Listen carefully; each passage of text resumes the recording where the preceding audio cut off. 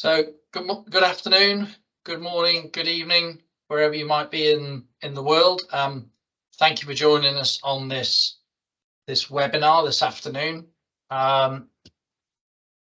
It's going to be presented by myself and my colleague, and I'll introduce the team in a minute. The topic is going to be, as it says on the screen here, how the engagement and connectivity that we as oil spill responders have with the scientific and research community can all work together and improve oil spill science, improve ways that we respond to oil spills, etc., etc. And we call this under an umbrella of bridging research to response. So this webinar is being recorded, so you can refer back to it at a later date and give your colleagues and people in your network a link to the recording, which will be on the OSRL website. We'll take questions at the end. We're going to be about half an hour or so, probably in total. So we'll take questions at the end, and that will either be through the chat function or you will be able to unmute your microphones and ask us a question live. So yeah, let's see how we get on. So there's a small team here in OSRL that look after this sort of topic, and that is myself. I'm a marine biologist by training. I've worked at OSRL for this has been my 20th year now, but I come from an academic background. So working on this topic of engaging with the academic and science community, with the oil spill response community, sits quite well with my background. So I'm based in Southampton in the UK, and then a couple of my colleagues on the screen here. So Paul Schuler, he runs this outreach and engagement with the research community in the States, and you can see Paul there at the top right. And then we have Dan and Ria, who are responders in the same location as myself in Southampton, and Ria is going to be one of the co-presenters today. So the four of us basically look after this kind of activity, and we'll go into a bit more detail in terms of the kind of things that we get up to and have carried out in recent times. So first of all, we're just going to talk a little bit about what we mean by bridging research to response and some of the background and reasons why we do this. So, just looking down these topics here. So, it says here about technical advances often made through key industry academic alliances. So there's a number of examples over the years where engineering and medicine and other scientific disciplines in terms of academia and industry have come together to solve problems, to work together. And oil spill response as a science it's in itself really has done that as well in terms of bringing those two together. So oil spill response studies are no strangers to research programs. So we, as an oil spill response community, and we like to think of ourselves, the people that get involved with the science, we like to call ourselves as spill response scientists. So there's a number of staff here at OSRL and within our member companies that are trained scientists. They come from academic and research backgrounds, so they understand how properly managed and coordinated scientific research can help advance our understanding of spill science. So, that we're no strangers to that, and over the last 50-60 years that has really pushed forwards a lot of oil spill science. You only have to look at the story of the very basic detergents that we used in the Torrey Canyon spill off Cornwall.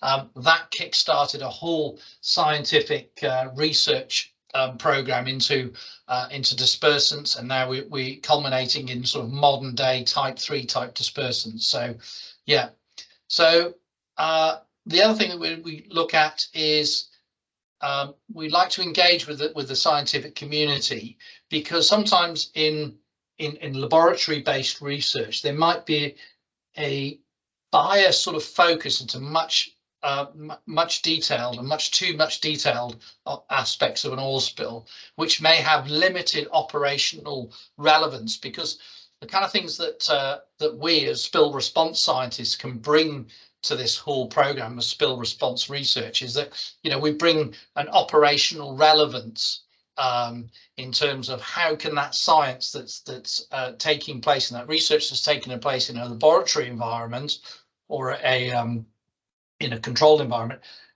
how does that relate to spill response operationally in the field? So that's something that we are passionate about here at OSRL, and we've got some examples coming up of how we've carried that out in action. So the last bullet point on here is about bridging this gap between operational relevance and scientific focus can be enabled by linking response scientists with the academic research programs. So that's exactly what we're trying to do here at OSRL and within our member companies, is to reach out to the scientific community, engage with the scientific community, and ideally carry out research projects in a partnership. And there's some logos on the right hand side of this slide here that just show you some of the organisations that we've been working with, for example, here in the UK. So in terms of how we actually do this as OSRL, this is a very brief list, and I really wanted to get straight into the nuts and bolts of how we do this. So both here in the UK and out of the US, in terms of our colleagues, or our OSRL colleagues and member colleagues in the US, we've got a track record of PhD inception, and development and support and delivery. So what that means, and we've got some examples coming up in the next few slides, is that we've looked at what oil spill response science and research needs to be pushed forwards. We've reached out to various institutions here in the US and worked really closely with them to develop proposals, gain the funding, carry out that research to its conclusion, which is more papers, new science, new tools, new techniques, and so that's worked out really well over the last few years. And Ria's going to take over in a minute and give you an example of how we've done that. We've also carried out lots of seminars and workshops and talks and lots of integration and outreach type activity with various universities, especially here in the UK. And we're targeting both undergraduate, but mainly sort of masters taught postgraduate classes, specifically that are focused on marine subjects, because that's where we do most of our research, is in the marine environment. And so that has proved very useful for us to forge new and existing and better relationships with a lot of these universities. And so this year here in the UK, we're aiming to carry out at least sort of 10-15 type engagement activities with various universities, some like Portsmouth and Southampton and Plymouth and Manchester and Essex University. You know, we're out and about giving these workshops at least once a month with that. And one of the benefits of that as well is we also use that as a recruiting ground, because OSRL is recruiting new responders on an annual basis, and I think this year we're having 3 rounds of intake. So we get lots of people that are coming to the end of their courses at university that are keen to apply their science in sort of oil spill response type environments. So yeah, that's useful for us. We're also publishing joint research papers with some of those universities, and there'll be some examples coming up in a minute. And at the end of this talk, I'll talk a little bit more about ITAC. But ITAC is an annual event that OSRL owns and manages and delivers as a vehicle for bringing the academic research community and the oil spill response and spill response scientific community together on an annual basis. And we do that generally at a respected research facility anywhere in the UK or the US. It's sort of it goes between each different continent from year to year. So I'll talk a bit more about that at the end. And one of the key things that we're doing when we're engaging with the research community is we're promoting a lot of the oil and gas industry good practice. So a lot of you might be familiar with the IOGP, IPCA good practice guides that are freely available that we as spill response scientists and the wider oil and gas community help to write. So, you know, we use those materials when we're doing our lectures and workshops to really push that good practice, because we want the scientific community to be sourcing the best and up-to-date knowledge on spill response. And so we're using those good practice guides and the recent Oil in the Sea Part 4 that was released by the national academies in the US. We want people to be using those documents and referring to the most up-to-date information. And NEBA, which is net environmental benefit analysis, that's really important when we're having these conversations that we have when we're talking about spill response and spill research in particular. Everything is done through that lens of NEBA. If you're not familiar with NEBA, there is a good practice guide on that, and it's all about balancing trade-offs and doing the most appropriate mitigation in the right place at the right time, and that varies over the life history of a spill. So that's a real snapshot of overview of how we do this. I'm now going to hand over to Ria, who's just going to give some examples of how we've carried this out for real and some of the ongoing projects that we've got. So hand over to you, Ria. Thanks, Rob.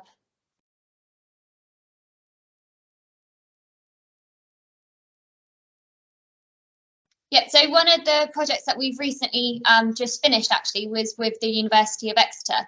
So this came about, again, as Rob said, with different partnerships with the university itself, Concawe, who was established in the 1960s by some leading oil companies, and predominantly looking again about how we can implement or carry out research on environmental issues, but so that it is relevant to the oil industry. So a great player to be involved with for this project.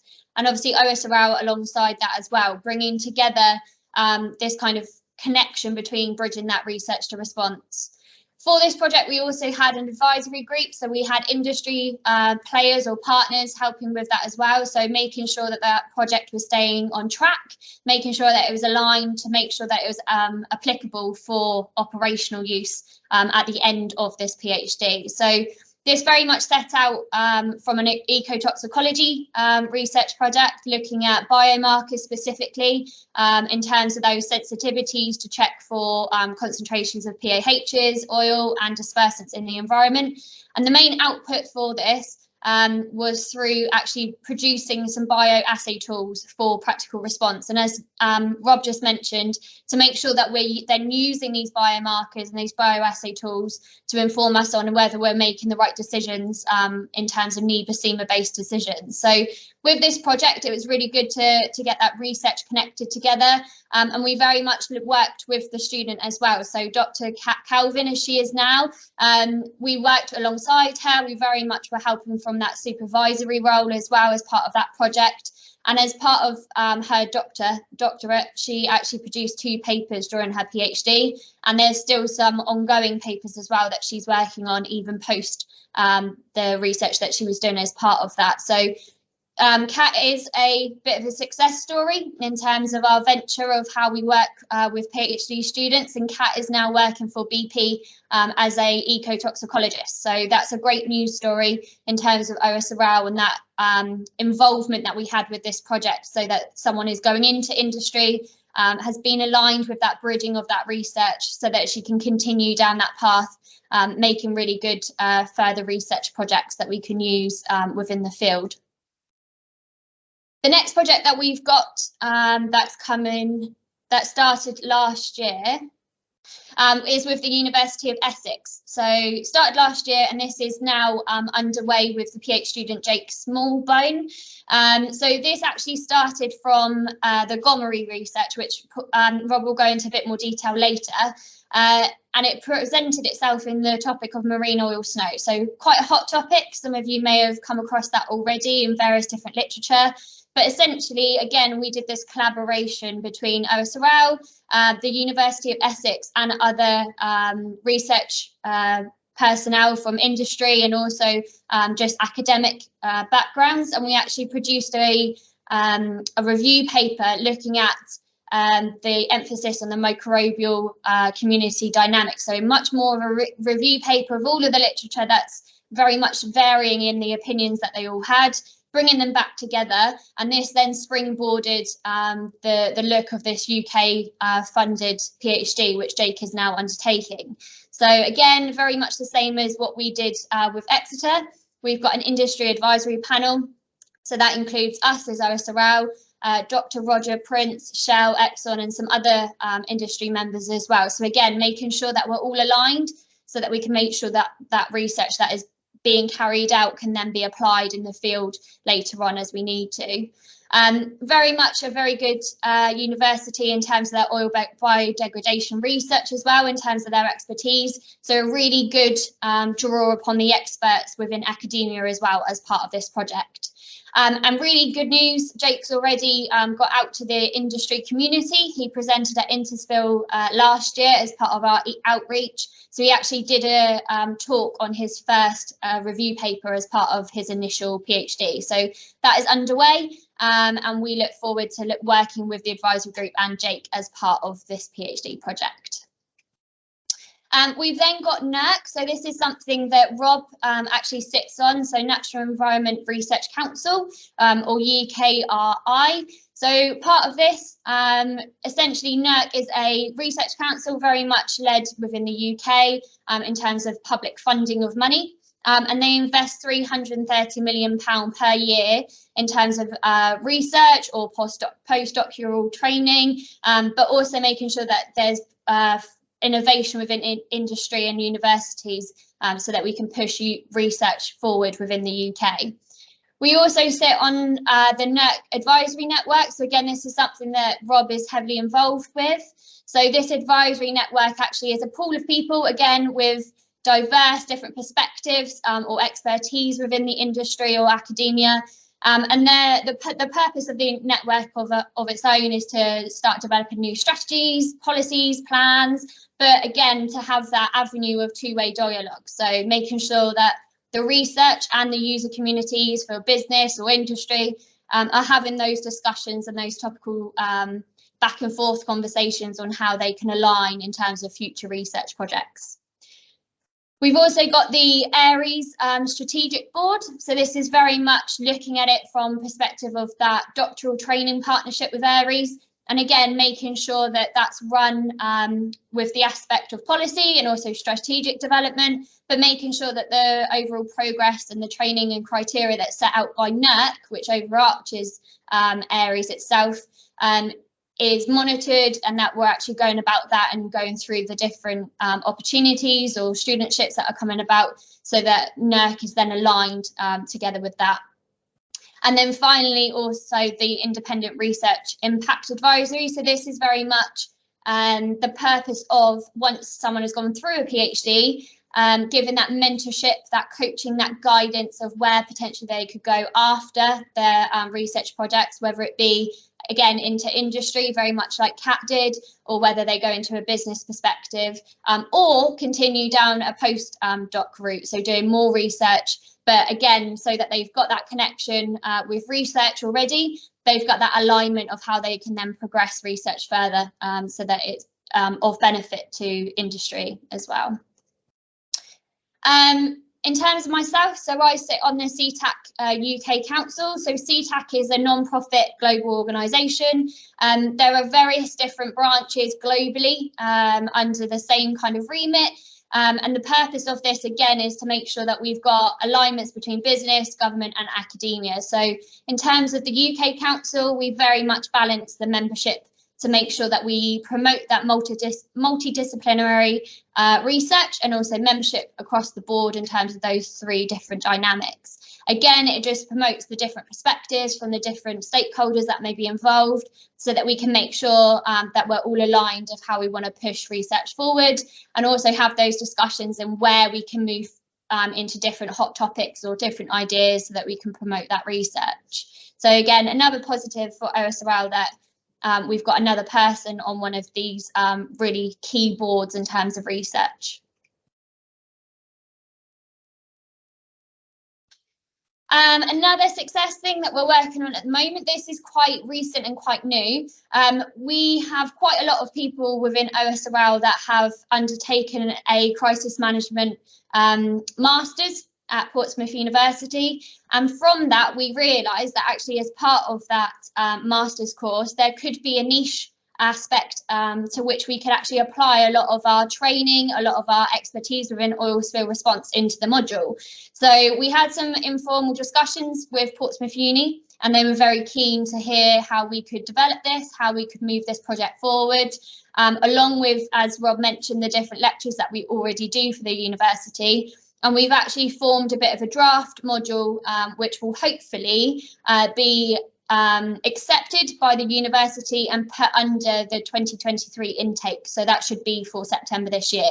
That is yet to be confirmed, but very exciting in terms of how we can, again, link with universities, start getting out and reaching out to academics within the masters, whether it be from, again, their background in business or in industry or academia, and also to see if there's a pathway for any of those students to actually come to OSRL and bring their expertise within crisis management to OSRL as part of this MSc module. So very much exciting and very much fresh, but hopefully we'll have some more news or good news towards the latter part of this year on this project. And with that, I'm going to hand back to Rob to talk about our project with Plymouth University. Okay, so if you could hand back control. Okay, can you hear me okay? Yep, you're all good. Cool, thank you. Okay, thanks for that, Ria. Fantastic. Okay, so the other thing that we're really excited about is working with the University of Plymouth. So Plymouth itself is very much a centre of expertise for marine science, and it's not only the university, there's also the Plymouth Marine Laboratory and the Marine Biological Association of the UK that are based down in Plymouth. And also the local council there really pushing Plymouth as a centre of marine excellence. And we have a number of our responders and wider staff here at OSRL that are graduates of Plymouth. And I spent a little bit of time down there myself during my research days. But what we're trying to do with the University of Plymouth, and specifically this master's course in applied marine science, is looking at how we can do more than just a guest lecture. So like we're doing it at Portsmouth, we're looking there to have a formal oil spill response module. What we're looking at on this particular master's course is how OSRL can financially support a master's student specifically on this particular degree course, and that person that's selected for the funding will be interviewed by ourselves and by the university, because we need to have someone who's really passionate about oil spill response as a topic.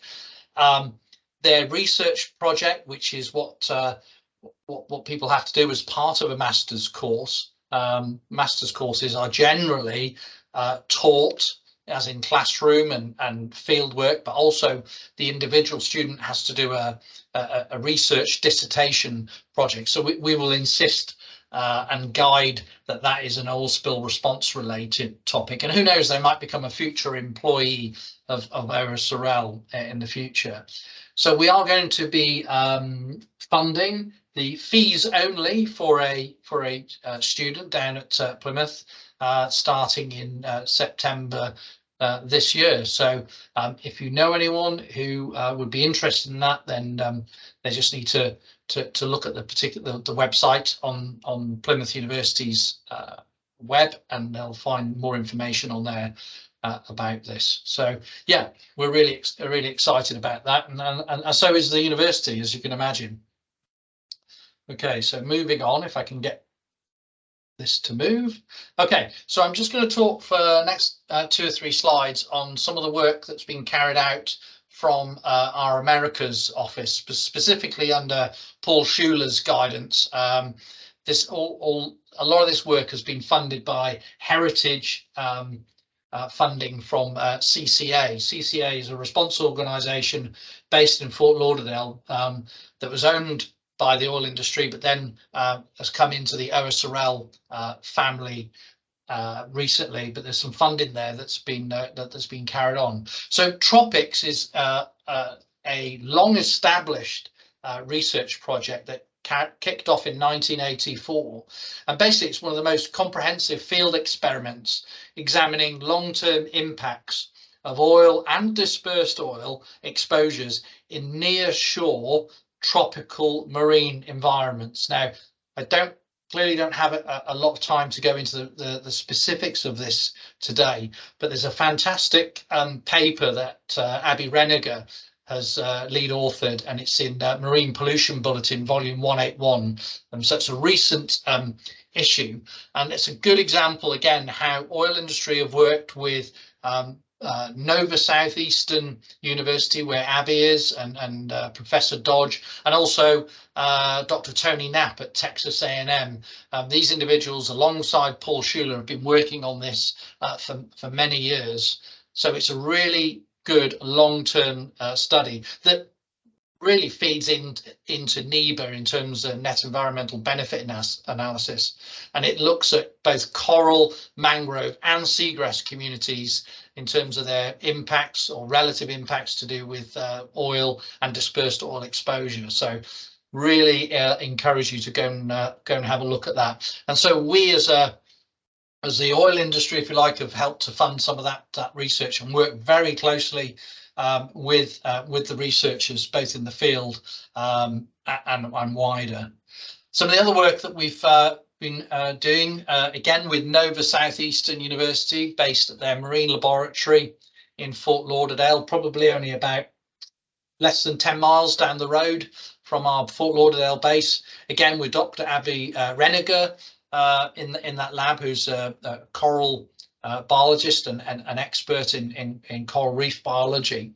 And some of the conversations a few years ago that Paul was having with Abby was looking at some of the gaps in the effects of oil at the individual and cellular sort of level of coral animals, and the wider versus what you see on the community level. So industry has funded a number of scientific experiments and research programs at Nova Southeastern, and pioneered some really unique aquatic toxicology protocols in conjunction actually with Dr. Tom Parkinson at ExxonMobil, and they're looking at they've been looking at using passive dosing techniques. And just relating back to the Exeter University PhD, Kat was also working very closely with this program here at Fort Lauderdale to develop and use some of those same techniques that Abby's been using. So you can see that, we've been trying to, we've also brought different research communities together. So, a little bit of a glue like that. And just like our other projects, we have an advisory committee and collaborators from various organizations and oil companies. And a lot of this is going to help to inform those critical NEBA-SEMA decision making of using dispersants in nearshore and coral reef environments. So again, more information, look up some of Abby's work, and we've got a few papers that we can share on that. The other thing that Paul has been spearheading, and we as the sort of wider OSRL staff have been working with, is this MPRI research project out of Canada under the Oceans Protection Program. So it's known as MPRI, and it's basically a government-funded oil spill research and response program looking into various different things like spill treating agents. So that means things like dispersants, etc. Because dispersants are not an approved oil spill treatment technique in Canada. So this specific research is looking at, why is that, and how can the science for Canada be pursued. So the government of Canada have put a lot of money into this and looking at oil translocation. So that's things about shoreline response, etc. And they're looking at marine autonomous systems. So a few of us, including myself, have got involved with Dalhousie University in Halifax in Canada, who've got some really strong capability in the research of use of marine autonomous systems, both surface vessels and subsurface vessels, and how those could be used in spill response. And MPRI is culminating this summer in some oil release experiments off Newfoundland, and hopefully we're going to get involved with some of those.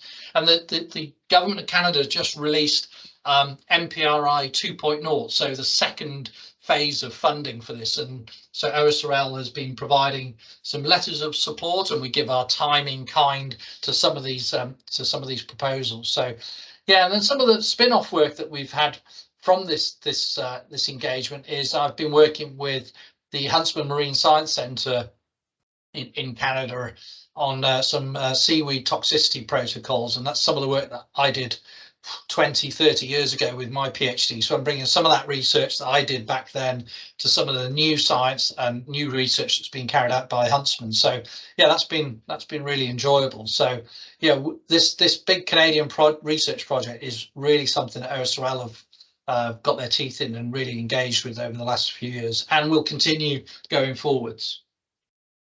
So I mentioned ITAC at the beginning of this talk, so I'll just finish with ITAC as well. So as I said before, it's an annual forum where we bring these two communities together.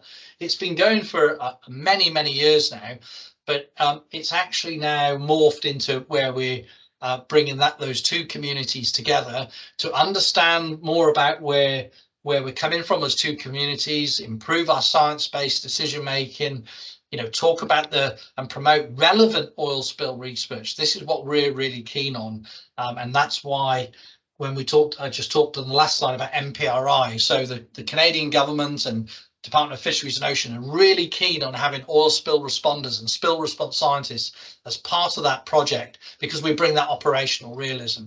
And one of the other things that we do with ITAC as well is to engage and encourage the next generation of spill response scientists. So that's why we really like to get lots of PhD students and early career scientists to ITAC to talk about their research, but also to get their ideas as well, because a lot of us now have been in this industry for 20-30 years and we think we know it all, but we don't. We need to be engaging with the next generation.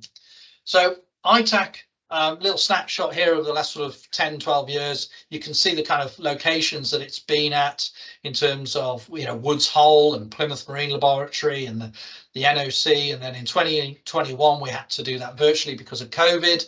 But last year we were able to run ITAC off the back of the International Oil Spill Science Conference, which is basically the MPRI conference in Halifax.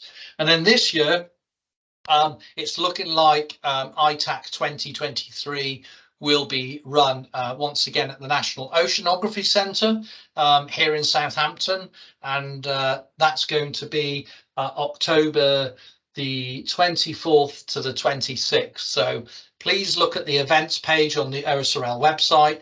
There is also an ITAC LinkedIn group, so you can have a look at that as well and join that group. So those are the places to find out more. So on our website on allspillresponse.com, you can find also all the recent presentations from the last sort of, I think, 5 or 6 years. You can download them all, so you can get a feel of what the kind of topics that we present at ITAC. So yeah, if you send me a LinkedIn request to me personally, I can then add you to the specific ITAC LinkedIn group, because it's a private group. It's sort of invite only. So yeah, it's a bit of a closed shop in that respect. But we want to get as many people on there as we can. But yeah, end of October, that's when we're hoping to run ITAC out of the National Oceanography Centre in the UK. So we're looking for ideas for talks. You know, we want to look at new tools, new techniques, new science that's coming to the forth, and like I said, early career development scientists. So I'm going to pause there because we have spoken for a good half an hour now, and I'd just like to open the floor to any questions that people may have. And so please use the chat, or my colleague will open the microphone facility so you'll be able to ask some questions. If Ria and I can't answer the questions, we'll take a note and we'll get back to you on an individual basis. So yeah, I'm just going to stop sharing my screen now. Yeah, hopefully you can still see me. And yeah, is there any questions from anyone in the chat, or please feel free to open your mics, or if you don't want to, just get in touch with me or Ria, and we'd be more than happy to help with any questions. My email, I haven't put it on the screen, but it's robholland@oilspillresponse.com, and Ria's is similar. It's riashears@oilspillresponse.com.